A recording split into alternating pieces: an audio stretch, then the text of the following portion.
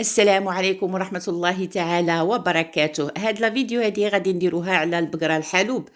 خرجت هاد 3 ايام الاخيره دايره واحد اللايف في الفيسبوك تترد على شوقي بن زهره بخصوص الترحيل ديال المهدي الوقواق اللي كنت هضرت عليه سابقا في واحد لا فيديو، واللي قررت الحكومه الفرنسيه باش ترحلوا الى الجزائر، نظرا انه تيطاول بزاف على الدوله الفرنسيه وعلى المؤسسات الفرنسيه، وايضا يعني تيحرض على الشرطه الفرنسيه.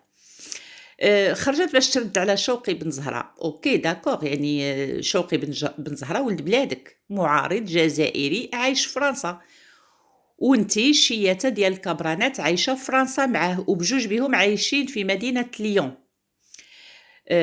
دابا انتي غتردي عليه بخصوص واحد الجزائري ثالث اللي هو الوقواق. حنا علاش؟ حنا مالنا؟ المروك علاش؟ والمراركه علاش؟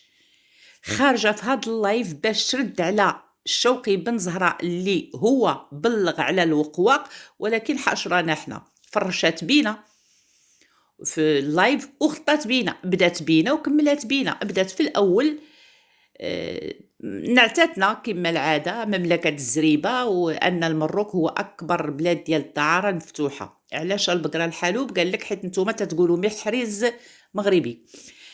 هل حنا عمرنا قلنا اللاعب محرز مغربي؟ قال لك نتوما كتقولوا مروكي وحنا عاطينو الجنسيه الجزائريه. الله ودي البقره الحلوبه البرتعه، الله ودي المكرغله. نعم، ما عندناش حنا اللعابه ديالنا عالميين، العالم كله تيشهد ليهم بالكفاءه.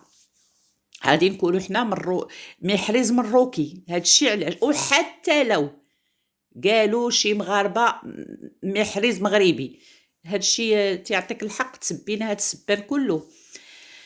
قالت لنا محرز الام ديال امه هي اللي مروكيه، جداتو ديال مؤمه باباه جزائري، وبهذا غيكون فقط 25% مروكي. يا ودي ما قلنا لا مروكي ولا. عندها مشكل مع شوقي بن زهرة، مدخلانا حنا في الشريط. عموما دخلت الموضوع ديال بن زهرة، ما خلات فيه اللي نسات، مع انها مازالت تحت المراقبه القضائيه، ويلا خارجه واحد 9 شهور غير نافذ، وباقي عندها قال لك شي مشاكل مع القضاء حتى 17 ابريل 2027. كل شهر كتمشي تمضي عند القضاء الفرنسي، وقال لك باقيه لها واحد 200 ساعه غتمشي تخدم فيها في المكتبه. ما كنظنش غتخدم في المكتبه، غتمشي يعطيوك الطواليطات ديال سيادك تغسليه ان شاء الله في القهاوي، او تشطبي الزناقي وتشطبي الشوارع والدروبه ديال ليون في فرنسا. ايوا بعد ما نعتاتوا باقبح النعوت، يعني ما خلات فيه غير اللي نسات، دخلت تقول له على ان هي ما خايفاش منه، وان حتى وهي تتحاكم في القضاء الفرنسي قالت ليهم تصوروا في القضاء الفرنسي ملي كانت كتحاكم والاعلام تيدير معها حوار، قالت ليهم يا حسره كيفاش فرنسا يحكموا فيها بالتويتر عن طريق وزير الداخليه في الزريبه الحلالف. يعني كتنعت فرنسا بالزريبه ديال الحلالف، وانتوما قالت ليهم الدوله الفرنسيه كتحكم فيكم تويتر. يعني كلام خطير، خاص اللي يشدها بصراحه السلطات الفرنسيه من قفاها ويديوها للحبيب بيس. ولكن قالك الاعلام الفرنسي قطع هذا المقطع حيت يخافوا منها، حيت هي صفيه المبردعه المكرغله البقره الحالوب، قالك خافوا منها، وقطعوا داك المقطع اللي هي كتسب فيه فرنسا وتتقول لهم الزريبات الحلالف. عموما قالت فرنسا، يعني كتهضر مع الدوله الفرنسيه، قالت لهم هذا اللي تحت الحمايه ديالكم، واللي تتقولوا انه الا شي واحد هضر عليه كتصيفطوه للحبس، حنا عندنا الاسم ديالو الحركي. هذا حركي وباه كان دعشوشي، وكان في التسعينيات من القرن الماضي، يعني في العشرية السوداء، كان تيتاجر في السلاح باش كيصفيها الجزائريين في ليفو باغاج، وعطاوه 10 سنين ديال الحبس. هذا الاب ديال شوقي بن زهرة.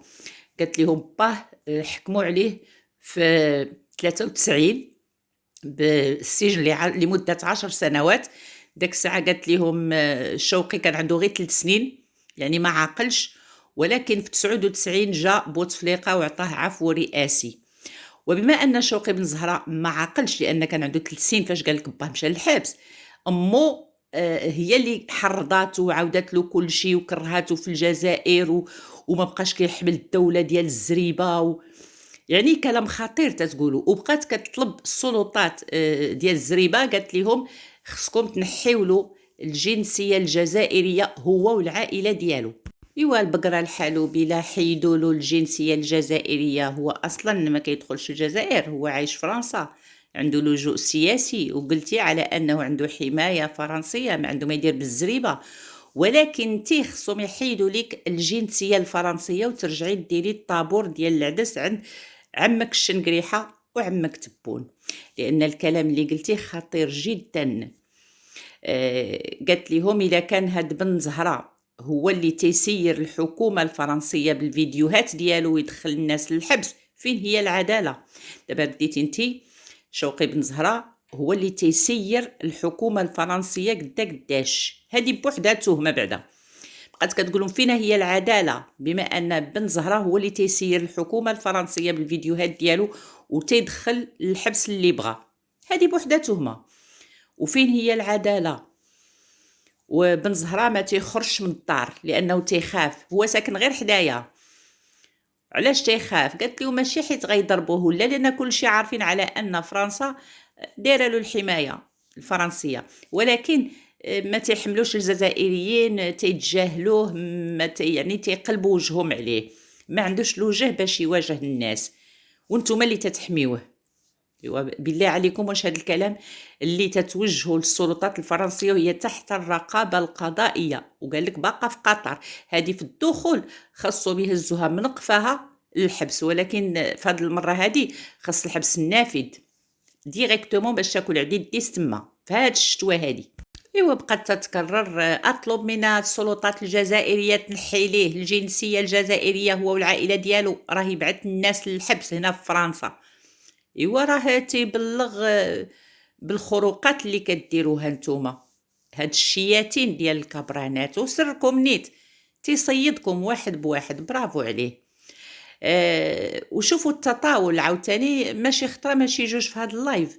قالت لهم الحكومه الفرنسيه تيسير فيها هاد المنابل، دابا كتهضر مع السلطات الجزائريه تتقول لهم الحكومه الفرنسيه تيسيرها شوقي بن زهره، وبان هاد المهدي الوقواق راه شوقي بن زهره اللي بلغ عليه. العالم كله عارف على انه هو اللي بلغ عليك وعليه وعلى ناس اخرين، وان شاء الله غادي يبلغ على ناس اخرين الشياته ديال الكبرانات. بقات تتبكي معاه، الله يطلق سلاحك يا ولدي يا وليدي يا مهدي.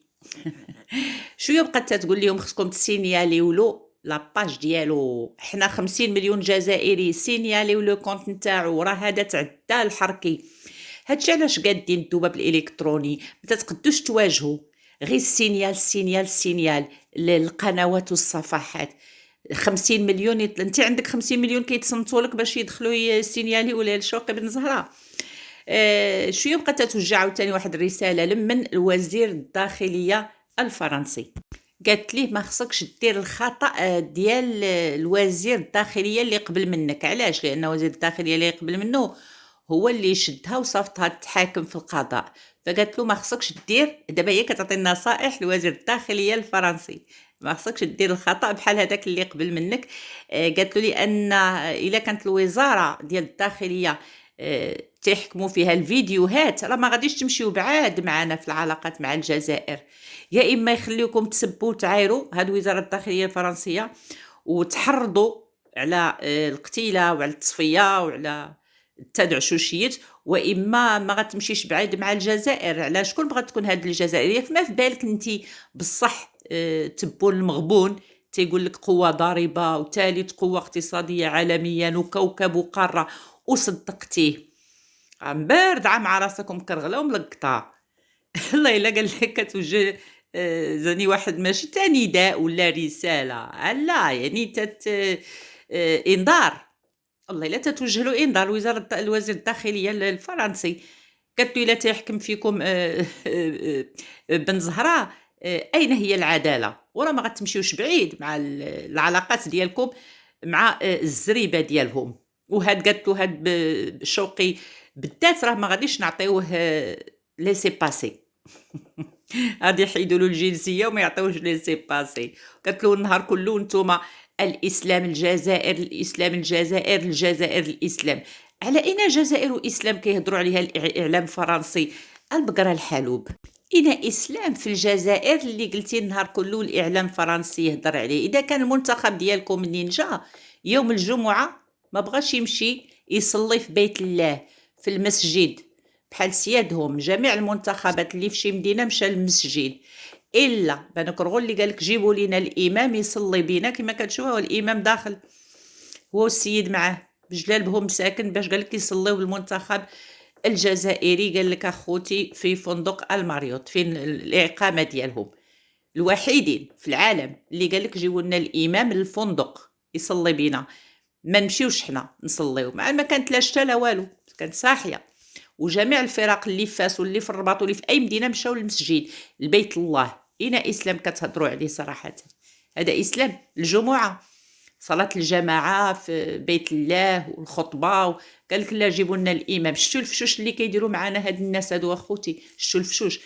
وهو يمكن غير ما عندهمش لباس تقليدي باش يمشيو، لان نتوما شفتوهم جاو بلي سيرفيت جميع الفرق من دول افريقيا جايين باللباس التقليدي ديالهم، الا هادو اللي جايين بالسيرفيت ما عندهمش.